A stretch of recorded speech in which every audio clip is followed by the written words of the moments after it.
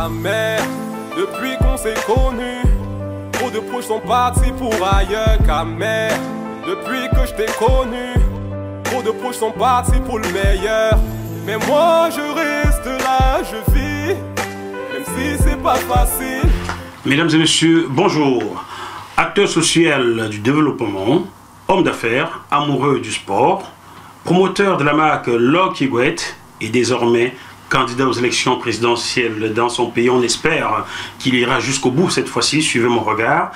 Jean-Blaise Gouet, président du MPCC et l'invité du bœuf politique ce matin. Bonjour Monsieur le Président. Bonjour Monsieur le Président de JMT Télévision. Comment allez-vous? Je vais très bien. Je serre toujours la main pour vérifier c'est vraiment vous, étant donné que j'ai votre ADN politique dans le corps, dans la tête, donc c'est une poignée main forte, hein? Merci beaucoup. Il faut encore des entraînements pour égaler Trump et l'autre. Non, je pense que le monde a aujourd'hui besoin d'un sang nouveau, un sang d'hommes qui soient non seulement des professionnels dans la gestion des affaires, parce que gérer un État, c'est également comme gérer une société. Donc à l'intérieur, le président est là, qui pouvait être un président d'une grosse structure. Vous avez des ministres qui, en principe, sont également comme des directeurs de société. Qui devraient être comme des directeurs de société. Donc des gestionnaires d'abord. Et c'est ce que nous allons amener. Et le président Trump est effectivement en train de démontrer qu'au départ, beaucoup avaient pensé qu'il fanfaronne. Voilà, c'est ça. Mais aujourd'hui, avec la poignée de main que nous avons vue avec Kim Jong-un, il est allé là où beaucoup n'ont pas pu aller. Et je crois que ce qu'il est en train de faire également aujourd'hui, avec ça aussi, c'est le protectionnisme, hein, ouais. qui referme un petit peu le marché américain, donne d'abord l'avantage aux entreprises américaines, à l'économie américaine, et ensuite il pensera demain aux autres. Et c'est ça un chef d'entreprise, c'est-à-dire qu'en fait, un gestionnaire, il vient, il a une lecture, et pour lui, il faudra que désormais, qu'il tourne au-dessus, qu'il n'aille pas en dessous du seuil de rentabilité. Voilà, et dans tous les secteurs de la vie économique d'une nation, il faudra que ce soit ça. Donc je pense qu'une lecture aujourd'hui, on va prendre des crédits à droite et à gauche, on emprunte de l'argent à droite et à gauche, on ne sait pas où va cet argent, on ne sait même pas comment on va le rembourser demain, et c'est les générations futures, c'est leur avenir qui est hypothéqué ici. Est-ce qu'on peut dire que pour Jean-Blaise Gouet, Donald Trump est un modèle? Donald Trump, un modèle, oui. Les hommes, on doit sortir un petit peu de... Vous avez Macron, c'est aussi... d'abord un financier, hein. Vous avez de plus en plus, et je pense que de plus en plus on aura des hommes politiques, pas politiques. C'est ça, des hommes un peu comme vous, quoi. Oui, Trump, oui, mais moi en plus de cela, j'ai fait de la diplomatie et de la stratégie. Donc au-delà de la casquette d'homme d'affaires, j'ai également une casquette de stratège et une casquette d'homme diplomate. Voilà, c'est ça, de diplomate et homme d'affaires. Vous êtes ingénieur à l'origine, hein, c'est ça? Non, ingénieur, je suis plus gestionnaire d'entreprise. Gestionnaire d'entreprise. Gestion d'entreprise et comptabilité. Et comment vous arrivez à créer des lampes solaires sans être ingénieur? Je suis un amoureux, c'est ça aussi qu'on appelle un génie. Parce que quand vous êtes des génies, moi j'ai mon petit frère à l'âge de 12 ans, 13 ans à l'époque, qui est monté dans un camion, il n'avait jamais conduit. Il est monté dans un camion, il a démarré et il s'est mis à conduire. C'est ça le génie. Je comprends pourquoi il y a tant d'accidents dans votre pays. Oui et non, parce qu'en fait, là, vous avez quelqu'un qui prouve qu'il peut. Vous avez des génies au Cameroun. Et c'est aussi ça l'avantage de notre nation, d'avoir des Camerounais ingénieux, d'avoir des Camerounais qui sont courageux, qui sont entrepreneurs, qui sont dynamiques. Et notre peuple, le peuple camerounais, est un peuple qui est en fait un peuple très entreprenant. Et aujourd'hui, je crois qu'il faut à ce peuple-là un homme qui puisse non seulement être éclairé, mais un homme également qui peut venir exploiter tout ce capital que nous avons humain, social, politique, économique, pour en fait mettre une autre dynamique. et amener cette nation vers un paradis. Le discours semble très huilé, Jean-Blaise Gouette. En introduction, j'ai dit que cette fois-ci, on espérait que vous irez au bout. Pourquoi je l'ai dit, chers téléspectateurs, vous allez le comprendre pour ceux qui ne le savent pas. En 2011, vous êtes candidat aux élections présidentielles au Cameroun pour la première fois. Et patatrac, vous vous retirez et vous appelez vos militants à soutenir le candidat Biya. Alors, cela faisait à l'époque 29 ans que M. Biya était au pouvoir. Aujourd'hui, cela fait 36 ans. Vous décidez cette fois-ci de vous lancer contre lui une fois de plus.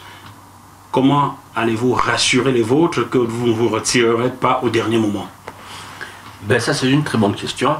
Vous savez, moi j'ai toujours mesuré ma taille, ma force, et c'est aussi ça un vrai homme politique. Vous avez des moyens, vous avez la force, vous êtes sûr de remporter une élection, vous y allez. Mais ça démontre aussi, en fait, si j'avais été comme beaucoup d'autres, qui se lèvent et qui vont à une élection présidentielle parce qu'ils veulent gagner un peu d'argent ou parce qu'ils veulent soutenir quelqu'un. Bon, j'aurais été à cette élection de 2011.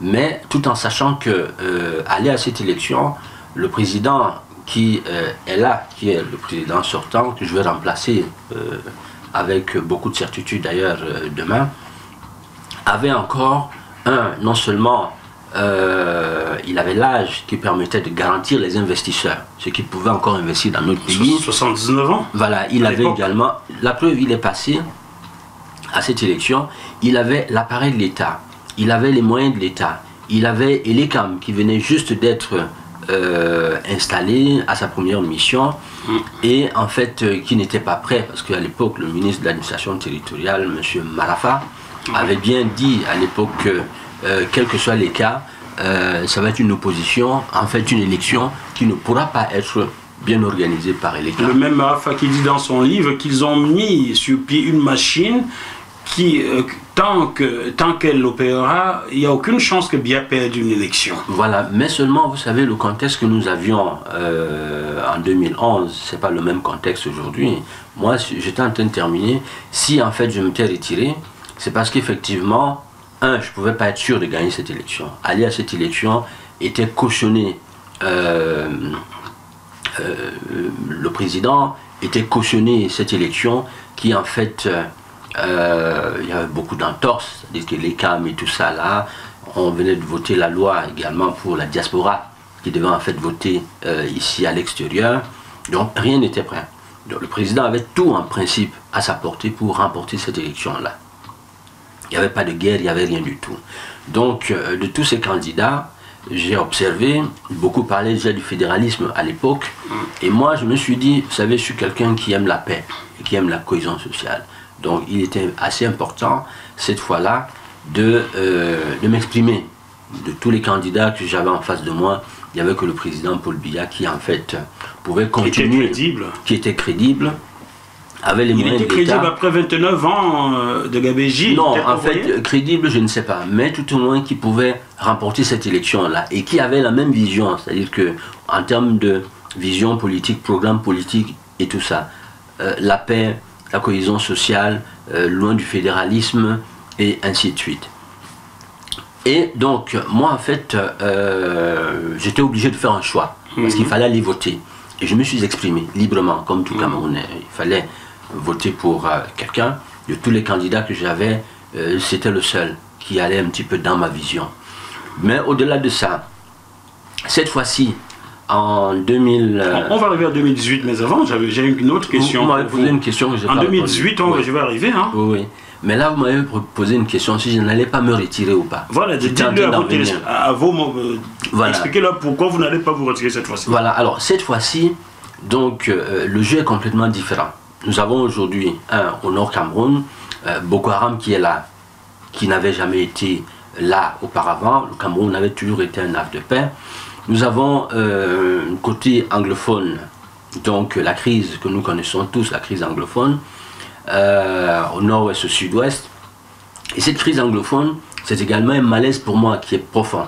C'est-à-dire que voilà, les Camerounais, nos frères et sœurs qui sont courageux de se lever parce qu'ils n'en peuvent plus. Aller dans cette zone anglophone, vous n'avez pas de route, vous n'avez pas d'hôpitaux, vous n'avez pas d'usines, il n'y a pas de travail, et c'est la zone qui produit quand même la plus grosse richesse de la nation. Et ces fils, lorsqu'ils ont un malade, quand ils ont quelqu'un qui meurt, ils sont obligés de porter ce corps-là sur une moto, sur un vélo, pour l'amener à 40 ou 60 km, à le mettre dans une morgue qui est lointaine. Donc, ces frères se sont levés, moi leur geste, je le comprends. Bon, malheureusement, j'ai dit, allez casser, allez tuer, là, l'État aussi, en principe, a pour première mission... Le gouvernement ou l'État?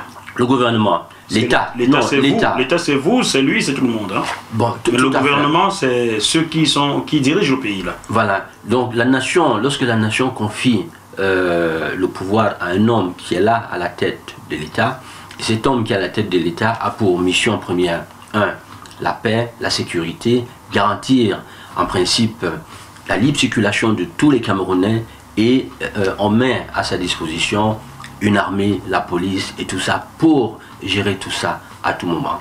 Donc, nos frères ont forcément raison de s'élever, mais il y a le droit aussi qui est là pour dire quelles sont les limites des uns et des autres. Maintenant, oui, on a Boko Haram, on a la crise anglophone, on a également un malaise social qui est profond, qui est de plus en plus dur pour tous les Camerounais. Donc, le président aussi, il a aujourd'hui l'âge qui lui permet de prendre la retraite, 86 ans du tout, 86 ans. Et aujourd'hui, en fait, on a un carrefour qui voudrait, parce que tout ça, c'est des signaux qui imposent aujourd'hui qu'on passe à autre chose. Donc, et même à ceux-là qui peuvent penser qu'ils vont, les fonctionnaires, les militaires et tout ça, là, qui veulent aller soutenir le président aujourd'hui, le RDPC, qui ont toujours soutenu, c'est une erreur fatale de continuer à soutenir en principe un système tout en sachant que les droits de ces Camerounais sont en principe, ils les ont pas depuis toujours. Voilà, sont bafoués. Vous dites ça comme ça? Voilà, sont bafoués. Donc aujourd'hui, je suis obligé d'aller jusqu'au bout pour en principe incarner non seulement une relève. Vous parliez de Donald Trump aujourd'hui, vous parliez également de Macron et puis les autres. Moi, je parle plus de Trump. Hein. Voilà, moi, Macron, c'est encore à voir. Pardon. Moi, en principe, aujourd'hui, il faut participer à donner à l'Afrique, au Cameroun, un souffle nouveau, un espoir. C'est pour toutes ces raisons, les guerres qu'il y a au Cameroun, les soulèvements des populations anglophones, le manque d'infrastructures chez eux, c'est ce qui vous pousse aujourd'hui à maintenir votre candidature. Vous dites ici, sur JMT+, que vous irez jusqu'au bout, vous ne vous retirerez pas. Moi, je suis le candidat, je me suis levé avec mon cœur pour apporter une contribution à la nation. Et j'ai été, pour ma première sortie, sur la tombe de Ruben Oumiobe à Ezeka, donc lors de ma première caravane. Ezeka fut ce carrefour-là de nos héros. Et j'ai été sur cette tombe dire à ses aînés que jamais je ne trahirai leur mémoire. Vous donc, irez au bout en 2018. Je suis debout, non seulement j'irai jusqu'au bout, mais je vais gagner la prochaine élection. En 2018 2018, Dieu le sait, il aime cette nation, il aime le peuple, le système en place a fait. Le président, aujourd'hui, moi je l'appelle, non seulement c'est un homme qui est, c'est un sage qui est resté... vu son état de sagesse, le Cameroun va très bien. Hein. C'est un sage qui est resté aujourd'hui à la tête de cette nation pendant des décennies, mais je souhaite aujourd'hui qu'il... nous venons, si je viens en politique, c'est aussi pour incarner la paix, pour donner à chaque Camerounais sa place. Et cette place que je souhaite donner à chaque Camerounais, je souhaite d'abord la donner au président de la République. Parce que demain, je mettrai en place... On va arriver là-dessus. Vous allez tuer mon conducteur, c'est prévu. Oui. On parlera de justice. Ne vous inquiétez pas. Répondez simplement à mes questions, parce que là, vous ne faites pas de la communication. Je suis journaliste, je dois vous poser des questions, c'est pour ça que je vous ai invité. Donc, en 2000, et puis vous parlez d'infrastructure tout à l'heure. Aujourd'hui, quand quelqu'un meurt dans la zone anglophone, on doit le transporter sur moto pour le mettre à la morgue. Je vous fais remarquer qu'il y a de cela 7 ans, quand vous retirez au profit du président Biya, les mêmes problèmes se posaient déjà, hein, donc c'est pas nouveau. Hein. Ce que je souhaite maintenant vous demander, Monsieur Jean-Blaise Goethe, candidat aux élections présidentielles au Cameroun, là, entre il y a de cela 7 ans et aujourd'hui, qu'est-ce que M. Biya a fait d'aussi mauvais qu'il n'avait pas fait avant pour que vous décidiez d'aller contre lui jusqu'au bout? Là, je termine d'abord ma phrase. J'étais en train de dire aux Camerounais que j'ai été sur la tombe de Oumyobé pour dire à ces héros que je ne trahirai jamais leur mémoire. Je voudrais dire à tous les Camerounais que si je me lève aujourd'hui, je ne me suis pas levé pour aller prendre un poste de ministre, pour aller manger, pour aller m'accopiner avec un système quelconque, mais je me lève parce que la nation a besoin d'un homme nouveau et j'irai jusqu'au bout. Et je crois être cet homme nouveau-là. Ça, je le sais au profond de moi. Maintenant, vous demandez qu'est-ce que le président a fait de ces 7 dernières années qu'il n'avait pas fait les 29 avant.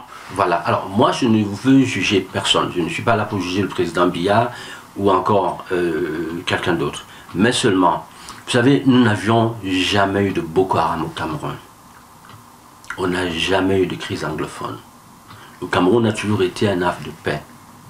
Ah bon? Aujourd'hui, pas à ma connaissance, bon, c'est vrai que 50 ans, le génocide Bamileke et Bassa a existé, hein. Et ensuite il y a eu, ça a continué, hein, les laisser passer jusqu'en 1972 pour certains, Camerounais qui ne veulent pas circuler librement, donc si ça a toujours été un havre de paix, je ne sais pas de quelle paix vous parlez. Non, vous avez parfaitement raison, parce qu'en fait, au-delà de tout, la paix n'est pas qu'absence de conflit aussi, vous voyez, c'est aussi une vie meilleure pour chaque Camerounais, pouvoir soigner ses enfants, pouvoir les envoyer à l'école, voilà. Pouvoir en principe leur donner une assurance. Et ça, c'est ce que nous venons faire.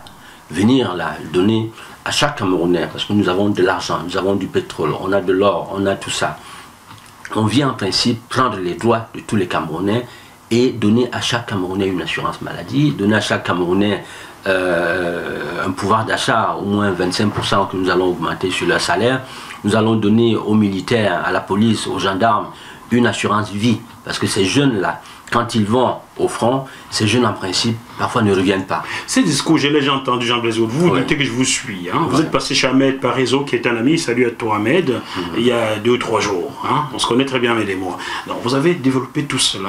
Moi, je vous pose d'autres questions aujourd'hui. Si vous me récitez ce que vous avez dit ailleurs, ça n'a plus d'intérêt d'interview. Moi, je vous demande, qu'est-ce que M. Biya a fait de si mal en 7 ans, ces 7 dernières années, qu'il n'avait pas fait les 29 av d'avant, pour que vous décidiez d'aller contre lui jusqu'au bout? Alors, moi j'ai dit encore, je suis un homme de paix. Un homme qui, en principe, voudrait remobiliser tous les Camerounais, parce que la paix chez nous, au Cameroun, a foutu le camp, depuis. Et cette paix, comme je le disais encore, M. Biya, il y a 7 ans, 2011, Boko Haram n'était pas encore né au Cameroun.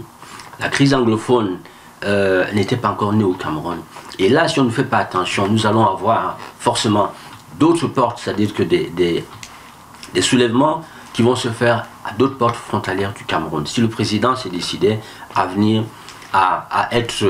il est libre de se représenter à l'élection présidentielle, mais si jamais la voix du peuple n'est pas respectée cette fois-ci, je pense que le Cameroun, demain, si le président est encore là, moi je vous donne sur ce plateau-là, pas 2 ans. Là, la situation, forcément, presque toute la sous-région. Je suis d'abord un stratège quand je vous parle de 2 ans. Parce que là, dans ma vision de stratège, dans ma lecture, je me dis que nous n'avons qu'un seul choix. Le seul choix que nous avons là pour les Camerounais de reprendre le chemin de la paix, c'est qu'un homme nouveau, un homme propre qui n'a jamais été participé dans la machine politique, qui n'a jamais géré, parce qu'il y a des hommes qui sont aujourd'hui, pensent être des sauveurs. Mais ces hommes ont géré également hier avec le président Biya. Et là où ils étaient, ils n'ont pas pu apporter des solutions. Il y a d'autres qui ont été fabriqués par ce système du président. Vous parlez de qui là? Les fabriqués? Non, non, non, je ne parle de personne. Mais je sais quand même que la plupart des candidats, moi je suis issu d'un papa, un pauvre monsieur qui perd son âme, qui vit dans sa tombe, qui n'a jamais bénéficié d'un service de cet État. Au contraire, il a été persécuté parce qu'il a combattu pour le RDPC. Mais on a beaucoup d'autres clients là. Les parents ont été soit présents à l'Assemblée, soit eux-mêmes ont travaillé à l'intérieur du système. Alors ils ont été nourris par le système. Vous ne donnez pas de nom toujours? Non, je ne parle de personne. Je veux tout simplement dire que aujourd'hui, pour que le Cameroun se relève, il faut un homme comme moi, qui est un self-made man, qui est parti avec un poste de téléphone, un fax, qui a fait sa vie, qui est combattu par le même système, qui est bousculé, mais jusque-là qui s'est accroché. Et ça, s'accrocher, je sais que la nation en principe, moi je n'ai jamais fait des affaires pour de l'argent, j'ai toujours fait des affaires parce que la nation, le peuple, il faut que ce peuple-là soit bien demain. On va poursuivre cette interview. Vous avez compris, chez les téléspectateurs, que nous ne saurons jamais ce que M. Biya fait de si mal ces dernières années pour que Jean Blaise Gouette décide d'aller au bout. J'ai posé la question 3 fois. Quand vous voudrez répondre à cette question-là, l'antenne est à vous. Je vais poursuivre maintenant votre programme politique. Je vais l'attaquer maintenant sur le plan de l'éducation. Qu'est-ce que vous allez apporter de nouveau aux Camerounais? Là, vous m'avez posé la question, M. Biya. Je termine sur si vous prenez 100 ans, nous n'avons pas beaucoup de temps. Nous avons 45 minutes d'interview. Je sais. On n'y arrivera jamais. Je sais. Mais vous savez, comme je disais, demain, je suis président de la République, je vais amener la paix, parce qu'il faut remettre tous les Camerounais ensemble. Et cette paix, en principe, passera aussi par le président qui est là. Il faudrait lui donner un statut spécial. Nous allons y arriver, nous avons un statut de justice. Hein? Donc voilà. J'ai prévu des questions pour lui. Laissons la justice. Allons sur le plan de l'éducation. Qu'est-ce que vous allez apporter de nouveau aux Camerounais pour que cette éducation...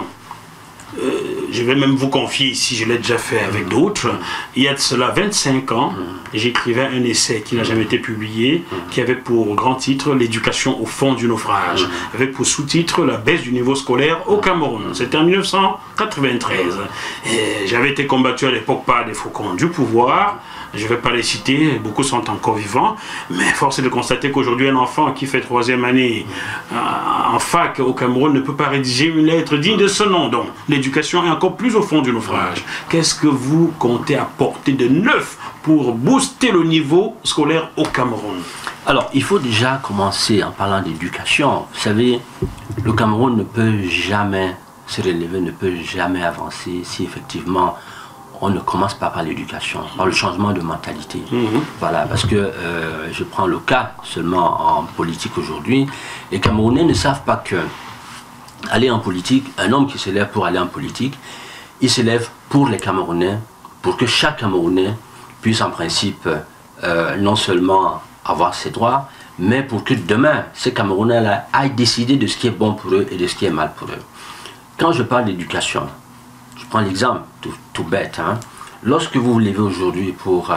vous avez des militants que vous croisez, et la plupart de ces militants, quand ils viennent, Monsieur le Président, vous allez nous donner quoi? On vient vous soutenir, on vient dans un parti politique, mais nous on gagne quoi? Et là, ça fait partie de cette éducation dont vous parlez. Il faudra commencer par changer déjà la mentalité de chaque Camerounais. Au-delà de la mentalité de chaque Camerounais, donc apporter une réforme assez profonde dans l'éducation pour que ces enfants-là remettent même encore le civisme à l'école, parce qu'à l'époque, il y avait le civisme. Et c'est le civisme qui, en principe, donnait à ces enfants-là une orientation vertueuse. Voilà, aujourd'hui, ça a complètement foutu le camp. Et je crois que tout est à refaire au Cameroun en termes d'éducation. Il faudra une réforme assez profonde en termes d'éducation au Cameroun. Mais ça passe aussi, vous savez, lorsque tout cela dépend du pouvoir d'achat qu'on donne aux Camerounais. Pour que les professeurs soient amenés à donner une bonne éducation aux enfants, il faut déjà que ce professeur-là puisse manger. Il faut déjà qu'il puisse lui-même envoyer ses enfants à l'école. Il faut déjà qu'il puisse se soigner. Il faut qu'il ait même les moyens d'aller enseigner ses enfants. Il faut à la base qu'il ait la vocation de devenir professeur. Voilà. Car beaucoup de professeurs au Cameroun n'ont pas eu vocation de professeur. De toute façon, personne ne fait plus rien dans ce pays. Je le dis ici, je prends le risque de me faire tirer dessus. Beaucoup au Cameroun ne font plus le métier de leur rêve.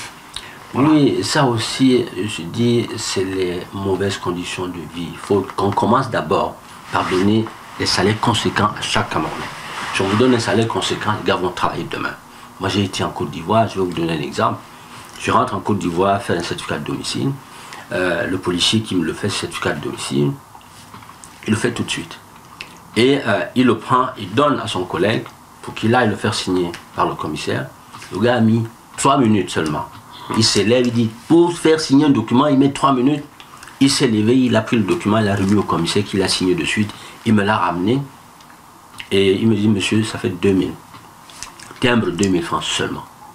Au Cameroun, chez nous, tout a complètement foutu le camp. Et pourquoi? C'est à cause du pouvoir d'achat. Les gars n'ont pas d'argent. Un médecin aujourd'hui, il va faire son travail. Ce médecin-là est obligé d'avoir un petit, c'est-à-dire d'aller se débrouiller au quartier. Parce qu'il faut qu'il puisse avoir, il a son véhicule, il a sa propre vie, Hier, il vivait très bien quand il était dans sa propre famille, avec, dans un cadre assez modeste et bien. Aujourd'hui qu'il travaille, il n'a pas de salaire. Donc il faut commencer par ça. Donner à tous les Camerounais leurs droits. Et quand on leur donnera leurs droits, les Camerounais vont être en mesure de pouvoir faire leur travail. Et je pense que tout est fonction en fait du niveau de vie camerounais, du pouvoir d'achat des Camerounais. Monsieur Gouet, est-ce que vous aimez le poisson? Si j'ai du poisson. Est-ce que vous aimez manger du poisson? Je mange tout. Faites attention, vous êtes en train de le noyer là.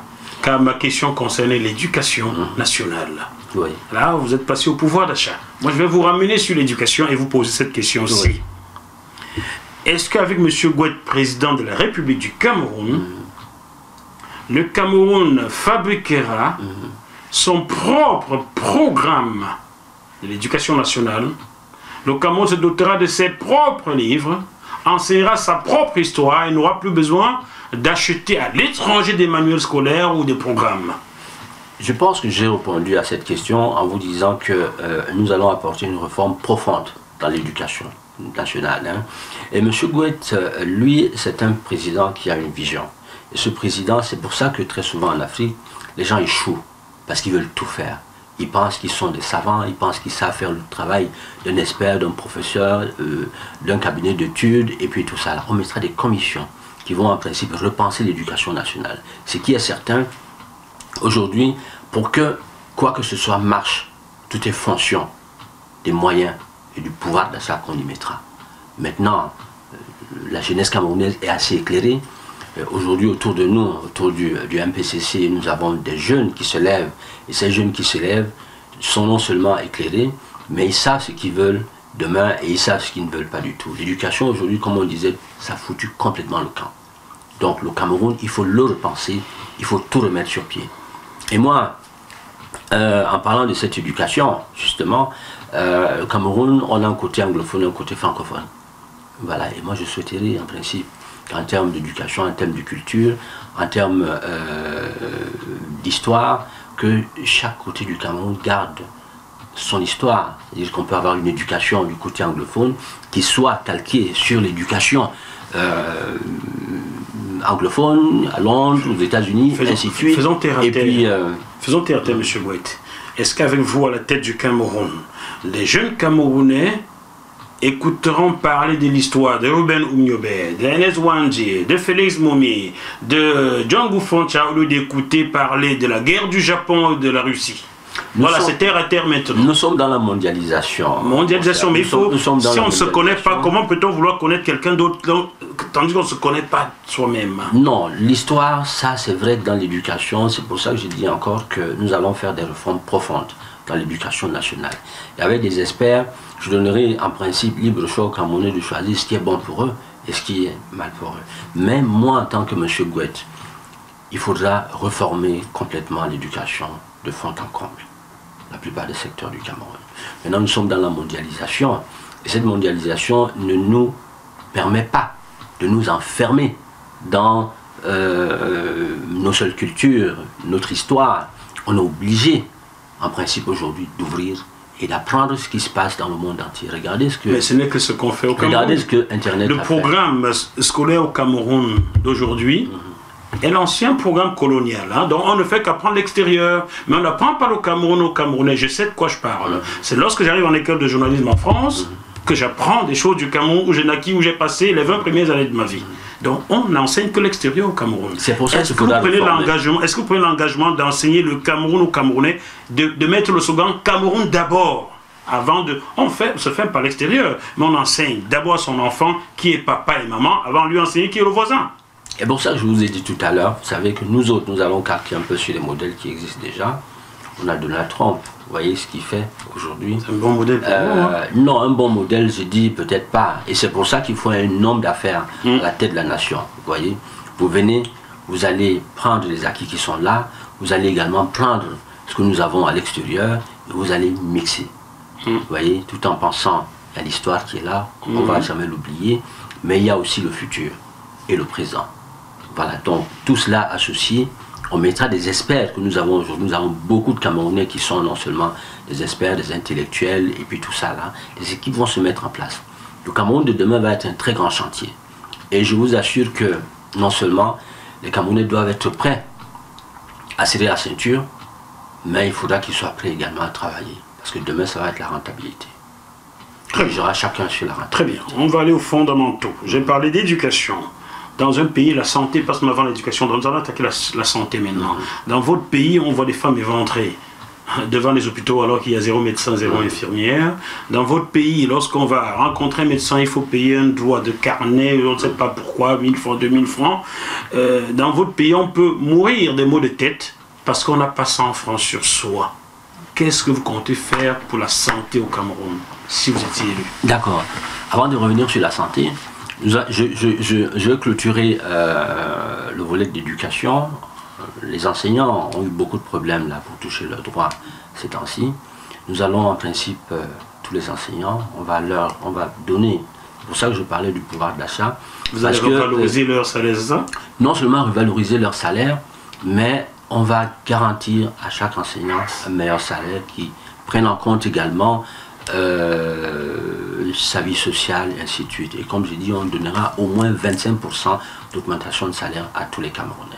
Maintenant, quand je vous propose de les renvoyer à une école de formation avant de revaloriser leur salaire. Bien sûr. Que beaucoup d'entre eux n'ont pas eu vocation pour être enseignants. Je sais de quoi je parle. C'est pour ça qu'on va reformer l'éducation. On va reformer tout le secteur. On prendra des experts qui, en principe, vont faire une audit sur ce qui n'a pas marché hier, pourquoi ça n'a pas marché, et ensuite on mettra également, on proposera des solutions nouvelles. Ne perdez pas l'argent du contribuable, car pourquoi ça n'a pas marché, tout le monde le sait. Mais c'est pas grave. Alors sur le plan de la santé maintenant, qu'est-ce que vous comptez apporter aux Camerounais sur le plan de la santé? Voilà. La politique, les hommes politiques de demain, les hommes qui vont travailler autour de l'équipe du président de demain, devront d'abord être des personnes qui sont toutes engagées. Vous venez avec votre cœur, l'argent, on ne mettra pas d'argent pour les études, mais ça va être des Camerounais qui vont d'abord tout faire. Maintenant, sur le plan de la santé, c'est triste ce que nous vivons aujourd'hui au Cameroun, parce que vous allez dans un hôpital, vous êtes obligé de mourir, parce que vous n'avez pas 10 francs. Au-delà d'opérer des gens à l'extérieur, ça relève de la prise en charge des patients tout de suite, qui n'est pas fait. Nous, ce que nous allons faire tout de suite, au-delà de reformer, parce qu'en fait le Cameroun est à remettre sur la table, et secteur par secteur, apporter des réformes. D'accord, mais restons sur la santé, c'est très important. À l'intérieur de ce problème de la santé, ce que nous allons faire tout de suite, dès que nous allons venir, nous allons donner une assurance maladie à chaque Camerounais. Financée par qui, par quoi, comment? L'assurance maladie, l'État a de l'argent. Et l'État, l'argent de l'État, c'est des droits pour chaque Camerounais. Ce n'est pas des dons. Vous savez, vous êtes dans une tontine. Cette tontine dans laquelle vous êtes 10. Chacun met 500 000, 1 million. Donc ça va faire 10 millions de francs. Et ces 10 millions de francs, tous les mois, vous allez les vendre. Et quand vous les vendez, vous avez des fruits. Et ces fruits que vous avez de ces 10 millions de francs, vous les repartissez d'une manière équitable entre tous les membres. Le capital, c'est-à-dire que la nation aussi, le sous-sol là, c'est un capital que Dieu a donné à tout le Cameroun et à chaque Camerounais. Donc le pétrole, le gaz, l'or, le diamant et tout ce que nous avons comme sous-sol, c'est un patrimoine de la nation. Et ça, on le vole à tous les Camerounais. Les Camerounais n'ont pas leurs droits. Et nous venons aujourd'hui pour redonner ces droits à chaque Camerounais. Donner les droits à chaque Camerounais, c'est quoi? Une assurance maladie. Les Camerounais qui ne travaillent pas, il leur faut une assurance maladie. Donc leur argent du pétrole, qui est issu du pétrole, qui est issu du gaz, qui est issu de l'or, du diamant et tout ça, les autres prennent, c'est pour eux. Et ça, on doit redonner à tous les Camerounais. Aujourd'hui, moi je viens, c'est pour reprendre tous ces droits, on les met d'abord dans les caisses de l'État. On ne va pas aller emprunter de l'argent à la Banque mondiale, non. Nous avons des richesses, et ces richesses, nous devons les mettre dans nos caisses de l'État et les redistribuer à tous les Camerounais sous forme d'assurance maladie. Quand ils vont à l'hôpital, un Camerounais ne doit plus mourir parce qu'il n'a pas 10 francs pour pouvoir acheter un cachet d'aspirine. On doit lui donner ce cachet d'aspirine. Il devra aller à l'hôpital avec une assurance maladie. Il a une prise en charge tout de suite. Et cette prise en charge, on a droit de le soigner. On a droit également, après ça, il faut qu'il aille à l'hôpital, à la pharmacie, qu'il prenne des médicaments. Donc je suis en France aujourd'hui, je suis en train de rencontrer des partenaires sociaux dans ce domaine-là. Et au-delà de ce domaine, également dans le domaine d'agriculture, et ainsi de suite. Donc on en parlera forcément dans vos prochaines éditions, parce que je vous inviterai à des réunions. Des médecins, il faut les former. On en a déjà qui sont très bien formés. Faudra... Très bien formés au Cameroun? Non, à l'extérieur. On a des gens qui sont formés à l'extérieur avec l'argent du contribuable extérieur. On en a aujourd'hui qui sont formés. C'est que les autres ont sémé. On en a aujourd'hui qui sont formés à l'extérieur, qui vont revenir former, donner une formation aux nôtres au Cameroun. Donc là aussi, sur le plan de la santé, il y a beaucoup de choses qu'il faudra réformer. Et nous sommes entourés d'experts et travaillons en ce moment pour voir comment est-ce que ce domaine... Mais la première chose, cette dame-là qui a été opérée, c'est éventrée, parce qu'opérée... Voilà, qui a été éventrée, si elle avait une assurance maladie, si elle avait une bonne prise en charge, on arrive tout de suite, les conditions à l'hôpital permettent immédiatement, quand quelqu'un arrive aux urgences, de prendre cette personne en charge et tout de suite de la soigner, c'est bon. Mais, vous savez, tout cela, comme j'ai dit, dépend aussi du pouvoir d'achat de chacun. Parce que lorsque vous avez des médecins, à la Quintini, vous allez à la Quintini, vous allez trouver que chaque médecin qui va vous consulter, après vous enverra dans la clinique d'à côté. Et quand vous venez, pour qu'on vous soigne, il faut sortir de l'argent. Si vous n'avez, je l'ai évoqué voilà, ici. Si vous n'avez pas d'argent, on ne vous soigne pas. Donc tout cela dépend, en principe. Je ne dirais pas que c'est la pauvreté, mais c'est le Cameroun, la nation qui met tout le monde là-dedans en difficulté. Parce que si les médecins avaient leur salaire conséquent, un médecin ne peut pas gagner 190 000, c'est pas normal du tout. Il faudrait qu'il gagne minimum 400 500 000. Pendant que le militaire qui n'a même pas un bac en gagne 2 fois plus. Donc nous allons relever les salaires des médecins. Donc dans tous ces secteurs qui sont des secteurs clés, la santé, l'éducation, il y a l'eau, l'électricité et tout ça. Là, nous allons en principe, en priorité tout de suite, dès qu'on arrive, mettre la main là-dessus. Et ça, il faudra redonner pour que les Camerounais travaillent de l'argent, parce que c'est des grands chantiers qui nécessitent... Le Cameroun a beaucoup d'argent. Ah bon? Dites-moi, où va l'argent du pétrole aujourd'hui? Ben vous allez me le dire, c'est vous. Non, moi pour l'instant, je ne sais pas si l'argent du pétrole va dans les caisses de l'État. Je ne veux pas devenir... Je ne sais pas qui le gère. Je ne veux pas devenir Jean-François Mbenga qui, à l'époque, posait une question à M. Aïdjo, alors président de la République du Cameroun. Monsieur le Président, où va l'argent du pétrole? Vous savez où il avait fini?